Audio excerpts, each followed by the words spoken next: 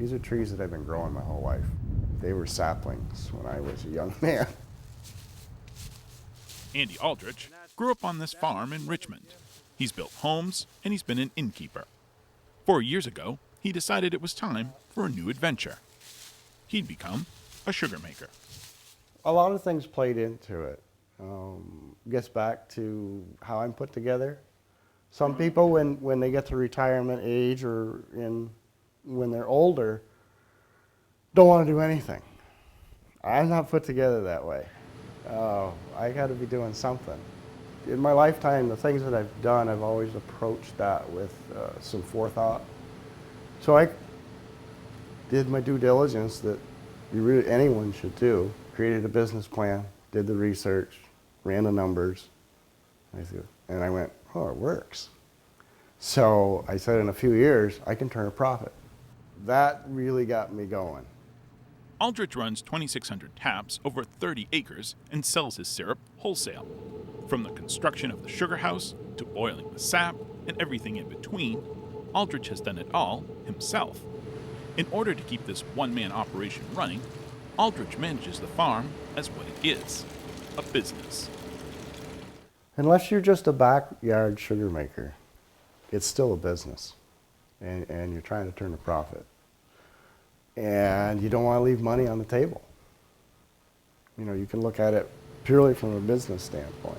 You can go out and run a business, start a business, and your focus is like a horse with blinders on.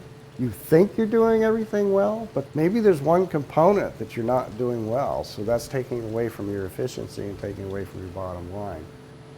While attending the annual Vermont Maple Conference, Aldrich heard about the Maple Business Benchmark Program. It's a new effort from University of Vermont Extension, focusing on farm viability in the maple industry. Maple Business Benchmark is run by UVM Extension Farm Business Management Specialist Mark Cannella. Well, I live and breathe farm business and farm finances. That's what I do. And so I'm always looking for places to apply the farm analysis and the financial analysis to farm systems, really to improve management. We asked people, we said, would people be willing to work with us? We can offer financial analysis if you can offer the information, and let's try to have a partnership that can help people advance their own business decision making. At the same time, as an applied research project, we can use that information and find ways to do outreach to the broader population on the state of the industry or the considerations for business. Right now is a sweet time to be a Vermont maple sugar maker. A report published in 2015 by the Vermont Maple Sugar Makers Association and the Center for Rural Studies at UVM shows the average Vermont maple sugar producer has 3,451 taps and produces 1,221 gallons of syrup. 47% of producers have increased production in the last 5 years, and Vermont's maple industry contributes between $317 and $330 million in total sales to the state's economy. This boom in maple production makes the Maple Benchmark program essential for continued growth in the industry. Until now, sugar makers haven't had a good way to gauge their production, see how they match up with their peers, or plan for the future. There's very little information on maple economics that are available to the public. The little that I can find is in French, and it's in metric. So it poses some challenges for the quick observation. The information hasn't been there. But maple producers are really numbers-oriented people. They count their trees, they count their taps, they count the gallons, they count their time, and so it's really fit well. This idea of saying we do financial analysis, we don't know why no one's done it before, but here we are with people that like the idea of doing it, and we've got an industry poised to maybe double in 10 to 15 years in supply to keep up with demand, so there's just a lot of good reasons to keep doing it. So we think there's something here for everyone that's willing to look at that maple operation as a business and say that profit's not a bad word, and let's see if we can manage towards it. There are 15 producers currently enrolled in the Maple Benchmark program. For Aldrich, there's value in working with UVM Extension. I grew up on a farm, so I've known Extension since I was a little kid. And it was purely a case of, I'll just go find out how much knowledge and information they have that relates to what I want to do, and utilize what's available that will benefit me. And and then once I did, I found out the wealth of knowledge was very good.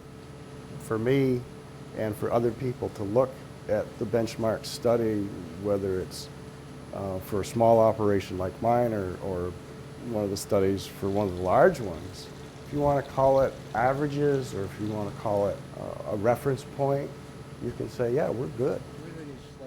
In the woods or in the sugar house, Andy Aldrich likes things to be of use. And here's the family farm, and it's in Chittenden County. And if it's going to stay in the family, it's got to make and carry itself. It's tough in Vermont to carry any real estate of any type anymore. It's not an inexpensive thing to do. So that'll help in that regards. It'll give me something to do that I enjoy. Give me something that'll put a couple dollars in my pocket, which will make it a little more enjoyable instead of just doing it and saying, well, I haven't got anything to show for it. So all of those things, for me, it fit. And watching this mountain grow for 40 years, that's a benefit, and now using it too. It's nice to see the old farm used. The deep roots of this farm and this latest business are sure to establish a benchmark for other sugar makers to follow for years to come.